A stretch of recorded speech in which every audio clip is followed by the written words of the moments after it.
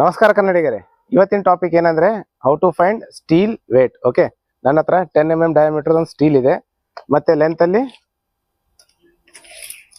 Okay 1 metre length steel ಇದೆ. Okay, ಇದನ್ನ ಯಾವ ತರ ವೇಟ್ ಕ್ಯಾಲ್ಕುಲೇಷನ್ ಮಾಡೋದು ಅಂತ ತೋರಿಸ್ತೀನಿ ಬನ್ನಿ. ನೋಡಿ, how to find weight of 10 mm steel. Okay, steel self weight formula ಏನಿದೆ? d² / 162 kg/m ಇದೆ. ಓಕೆ, ನಾವು ಇದು kg/m ಅಂದ್ರೆ ಮೀಟರ್ ಅಂದ್ರೆ ನಾವು ಇಲ್ಲಿ ಡಯಾಮೀಟರ್ ನ mm ಅಲ್ಲಿ ಹಾಕ್ಬೇಕು, ರೈಟ್? ಈಗ ನಾವು ಸ್ಟೀಲ್ ನೋಡಿದ್ದು ಎಷ್ಟಿತ್ತು ಸೈಟ್ ಅಲ್ಲಿ?